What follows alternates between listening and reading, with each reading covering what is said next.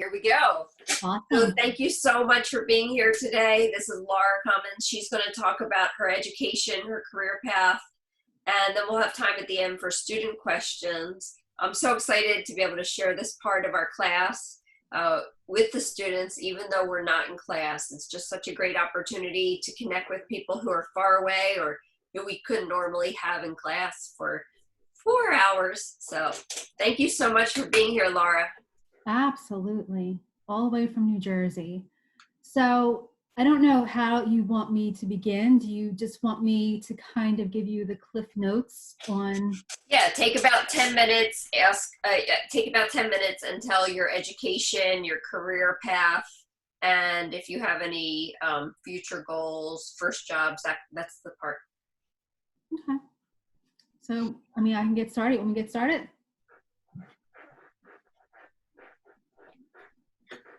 You ready? Ready. Awesome. So, I just want to kind of put what I'm talking about today somewhat relatable to where you all are right now. I remember being a senior in high school. I was 17, didn't really know what I wanted to do or, what career path. And I had friends who at a very young age knew exactly what they wanted to do. And then, you had friends who were completely unsure, just like yourself. So the one thing that I think I've always been really good about doing is just really paying attention to my environment and things that are around me. And I think, if I look back and you look at different parts of your life, you realize how certain people have an influence on you. So my father was always very good at connecting with people. He was great with having conversations, building relationships, and I remember him being so good at that. And so I guess I kind of picked up on that and applied that to my own life. So, you graduate from high school, you're not really sure what you want to do. And then you start talking to your friends and you start asking them, what are you going to do? So I had friends who, again, they knew exactly what they wanted to do. And then I had this awesome friend who was a couple years older than me. And I always looked up to her. And she didn't go to college. Instead, she went to beauty school to become a hairstylist. And she loved it. She was very talented, great at what, she did as far as a living, and just developed a passion for it. And she talked to me and she said, you might want to think about maybe doing that if you're not sure. So I ended up going to the school. I got a tour. And while I was there, the director of the school, she pulled me aside and she said, we have this brand new program that we're starting in the fall, and I think you would be a great match. And she's like, it's skincare. We've never done it before. And if you were to join, you would be one of the first students to be a part of this program. And we have this international educator who is going to be teaching classes throughout the whole entire semester. Well, that's all I needed to hear. I signed up right away and I got involved with the program and I learned so much. And I think I was very fortunate because of the teacher, the instructor, the international instructor. She wasn't just teaching, she was also sharing, her experiences, talking about things that happened to her along the way and guiding us. So it was very insightful. And so one afternoon we were taking a break and we were talking, and she said, my daughter, who followed into the career as well, she went back to school and got her degree in nutrition, and she applies her nutrition degree to the skincare. And I just thought that was a great idea. And she said, she takes a holistic approach to taking care of people when it comes to their visit to the salon or to the spa. And I was so inspired that I started looking into going back to school to get my degree in nutrition. And that's what I ended up doing. So I ended up having my license in skincare, my degree in nutrition, and married the two of them together and started my career. And I worked in a couple of different spas and salons in the Philadelphia area. And I was very fortunate to just, again, building connections, networking. And this is when the industry, the spa industry, really started booming. This is like the late 1990s. And so I had a friend of mine who was opening up a spa in Philadelphia. And she said, you know what? She's like, you would be a great match. And why don't you come and work for us? And I ended up going, working, loving the environment. We ended up building a great brand, a great clientele. And from there, what happened is she ended up leaving, and the owner came to me and asked, would you be willing to run the spa? And here I was, 25. I never managed a business before, and I saw an opportunity. And so, whatever I did not know, I was going to learn. I was determined. So, I ended up running the spa for a couple of years. Absolutely loved the experience. I learned so much on so many different levels, not just industry wise, but also management, psychology, people wise, customer service, so many different layers. So I was very, very fortunate about having that opportunity. And I see a question popping up. Do you want me to answer that now, or No, I'll monitor all the questions. Not ongoing, right? Yep. Awesome. So I did that for a couple of years, and the product line that we were carrying was a French skincare line, fabulous line. Again, the education was amazing. Just everything that I've learned about that product line, it was just, there were so many different things to take into consideration. It wasn't just product, it was the education. Not to bore you with the details, but when it comes to skincare in the United States, it's very different from skincare in France. It's a whole entire different culture. So I got exposed to not just the product line, but also to the whole entire philosophy behind the product line that was around since the 1950s. Sorry for the glare. So anyhow, the owner of the skincare company approached me and asked me if I would like to become an educator for the product line. And I would be based in Atlanta, and I would travel all over the United States or wherever else they needed me to teach and educate other spas on how to properly use not just the product, but the philosophy, the whole entire approach. So fast forward, again, another great opportunity. I was never an educator before. I met so many great people along the way. And the most important thing is I learned more about the business part of operating either a small spa or how spas were operated on a resort level. So again, I learned so much on a business level, marketing wise, promotion wise, and I just kept on gathering all of this great, wonderful information, and eventually left that career after being in it for close to a decade. Ended up starting a family, and I took all of that great information that I've gathered over the years, experience, and I started helping other businesses apply those practices to help them succeed and do well. So to fast forward, just for time purposes, I was very fortunate to start my own marketing consulting business, and I'm still doing that. It's been since 2008 that I've been consulting small businesses. That's my focus because they tend to need the most direction and help when it comes to growth and development on a business level. So that's my story. Again, Cliff Notes.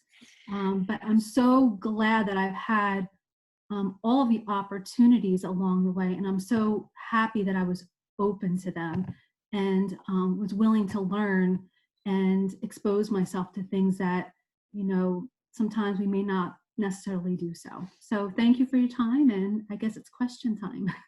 Yeah, thank you so much, Laura. You know what the one thing that really stood out to me when you talk is how you didn't worry about, well, I guess maybe you didn't worry, but where you started with the beauty school, you didn't really worry about getting, doing it in a certain order or things like that. You just followed your deepest interest.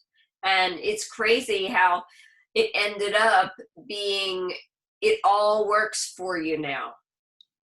Like I found that in my career too. Like I studied many different things that were deep passions, and all the time I'm using them in my work Yeah, today, which is not what I thought I would be doing as a high no. school senior. Yeah.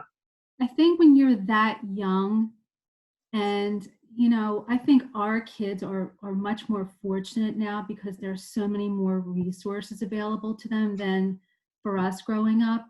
We learned a lot of times through trial and error, whereas today I think our youth has so many more, again, the resources available, and not only that, but mentors available as well to guide and help point them in the right direction. Mm, We weren't kind of our own mentors. not unless not unless, again, you meet somebody who you connect with and they expose you to new and different things, but you have mm, to be open to it. yeah, right. Okay, well, here's some of our questions. Is Let me just make sure I'm doing this right. Okay, good. Okay, what was your favorite thing about running a spa? um well, I would have to say there was definitely a lot of different things, but the one that definitely stands out the most is interacting with the customers. I loved the customer interaction. Not only when they would come into the spa, because most people, when they come to the spa, they're stressed out. And so once you see them enter, and then once they begin to leave, you see how that environment, that experience helped to reduce their stress and help them make them feel better so they Mm, could live their lives on a much more healthier level. So I think truth. it's definitely, I would have to say, the interaction with the Right. customer service. And what types of businesses do you usually consult with now? Small businesses. Small, and what, any specific industry? Retail? Is it beauty or? My clientele definitely ranges, but I would have to say majority definitely more retail based. Can you share what is an important lesson that you've learned from your various jobs? Um, Definitely, like I said in the beginning of the conversation, networking and building connections, but not just building them, but also maintaining them. Mm, um, Building a community. You know, I think sometimes we get so caught up with what we need to do as an individual that sometimes we can lose sense on the importance of us helping one another to succeed and do well, and helping other people along the way achieve their goals as well. So I would have to say, being 25 and never operating a business, if I didn't have somebody give me that opportunity, who knows where I would be. So again, it's building those connections and maintaining those connections, but mm. helping other people along the way. Do you see that as, um, is that something that people could learn on the job, how to network and get better at it? Like a lot of us say, oh, we That's don't a good like people, question. or we not really, or we feel awkward. But are those things we could learn and develop? I think I think that's a great question, and I think some people are just some people are naturally just great at conversation and great at connecting with people. Others, it takes a little work. And I think what the bottom line is, what it really stems from is how much you want it. So you have people where it's effortless, and then you have people where it takes a little more effort. So it all depends on how much you want it and how much you want to do it. Hmm. So, sometimes for the individuals who find it to be a little more challenging in the beginning, maybe that's where you could have a mentor, or maybe you could read a book or take a class to learn the skills and develop them so you become better at that. Hmm. What is how would you compare French beauty products with the Asian beauty products I know Korean beauty products, skincare is like insane right now, blowing up. I think this is something that I would talk about when I would teach classes is when I first started out on the industry, the majority of skincare products that were available were European based because that's really where it all stemmed from. Now, of course, you're talking about present day, you're talking about over 25 years of development. Now you have product lines that are coming from, around the globe, which is exciting. I think what we want to focus on is just like any business, what is the story that the product line is telling? And Mm. how is that product impacting and creating results? Because you can have a product, right? But where you're going to get the results is by the person performing the facial, the esthetician. How skilled are they? You have to know skin analysis. You have to know how to apply skincare products correctly. So you can have the most amazing product in the world, but if the person applying it is not skilled or knowledgeable, you're not going to get the results. So I Wow. think I think you as a professional, I'm just going to use skincare as the example. You need to know everything about that industry. And I'm just going to use skin analysis as an example. You have anatomy and physiology. If you're not knowledgeable on that and you don't know how to apply that correctly, you can use any product line in the world. And if you don't know those skills, you're not going to know how to apply those products correctly again to get those results. So I think for a spa or an esthetician, they have to figure out what their philosophy is as a business and then find a product line that's complementary to that. Mm. Right, right. Makes sense. So the story is the marketing piece, but the effectiveness Don't could get me be, wrong, the effectiveness definitely comes from the product line, right. but it's a marriage. Yeah, So both, right. it's the esthetician as well as the product line working together in harmony to, obviously create the results that the client is looking for. Mm, right. And here's one. How has COVID-19 affected your work? It has. So, when we first were impacted by this, we didn't completely understand what was going on. We still don't know. But let me bring it back for a second.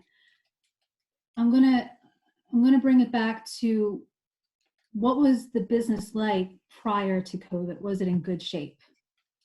Now you add a crisis on top of it, and now you have to sit back and say to yourself, okay, how do I redirect and pivot my business to have some level of sustainability right now? So you can't, every state's different, but let's say, for example, you can't perform treatments right now, okay? But you're still selling a product line. Now, there are still a lot of businesses that are not selling online for whatever reason. But why couldn't you take some of your top selling items, create an online shop, and along with your marketing, sell product where you could have it delivered to people or set up curbside? So again, what was the business like prior to COVID? Were they sustainable? Now you take this crisis that we're going through. We still don't know all of the details. We're still figuring it out as we go along. But as a business owner, how can you pivot? How can you adapt and take what you do have to create some level of sustainability? And the other thing to take into consideration, and again, every business is different, but the education. So use this opportunity to educate and sharpen and strengthen your skills. Mm, Use this time to strengthen your marketing, update your website, update your social media. yeah. Are you a part of different organizations? Let's say, for example, you're a part of a chamber of commerce. Strengthen your profile on the chamber's website if you're a member. So use this time to strengthen the things that you can. So once we're on the other side of all of this, you're much more prepared and you're Right. ahead of everybody else because you're using this time efficiently.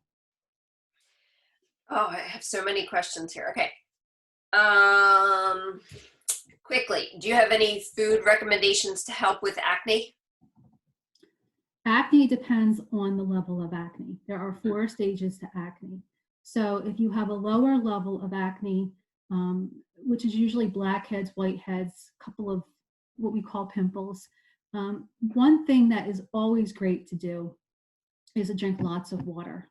Water should be the main beverage. It's a great way of cleansing the body.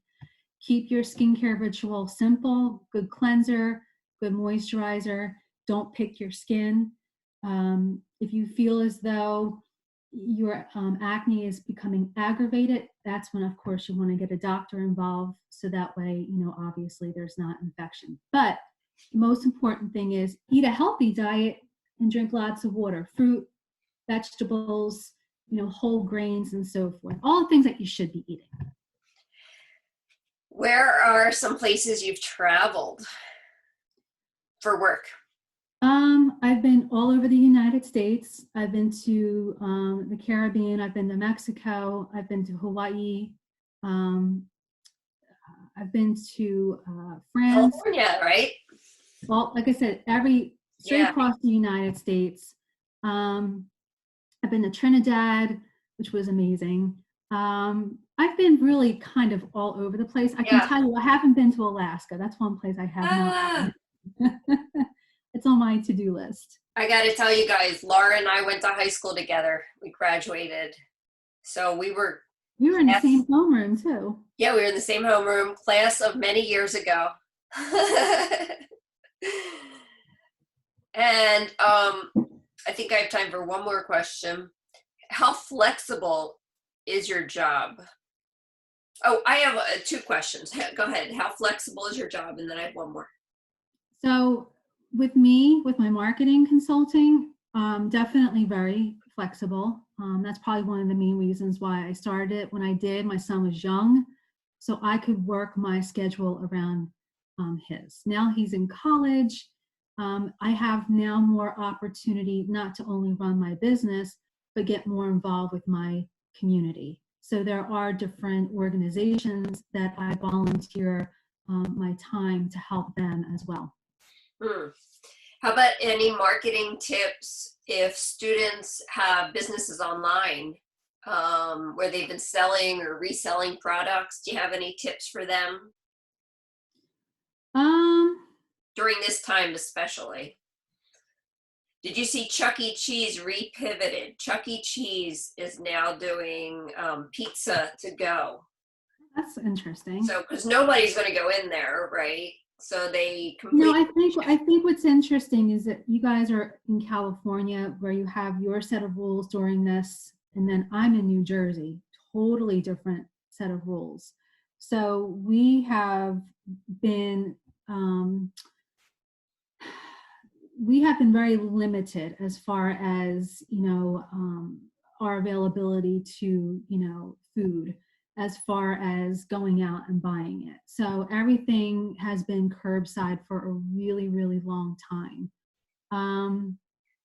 To answer your question, I think, and this is what I tell my clients, is create focuses.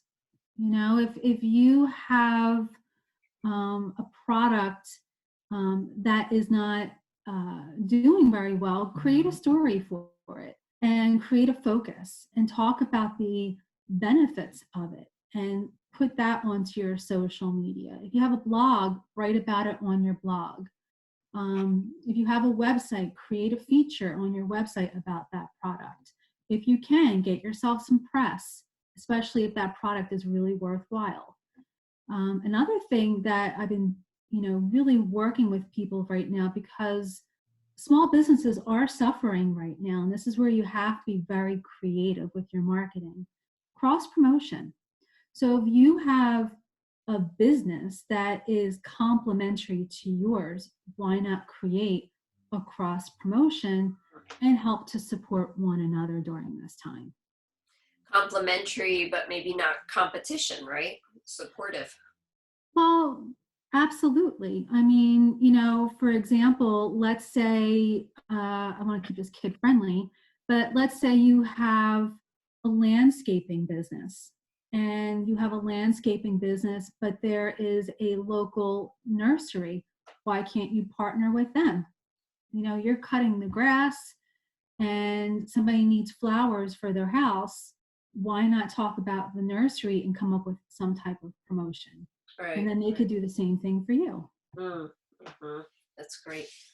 That's great. Well, thank you so much. I think, I love that part of your job too, how you get press for your clients. So you get them recognized in editorial features of all kinds, right? Or they get, where they get promoted as the professional giving some kind of authoritative It depends. expert advice, right? It depends on the news that's being shared. So is it something that can be shared nationally? Is it something that can be shared internationally? Or is it something that's really only, the only Like thing that's going to local. really be, it's going to be Yeah. impactful on a local level. Yeah. So I take that into consideration. So it really depends on the story they're telling and where they want to get it out. So it could be local, national, international. Right. That's a cool part of your job. It Thank you is. so much for being here You're today. welcome. Yeah, we're You're going to wrap welcome. up. All right. I'm going to say goodbye.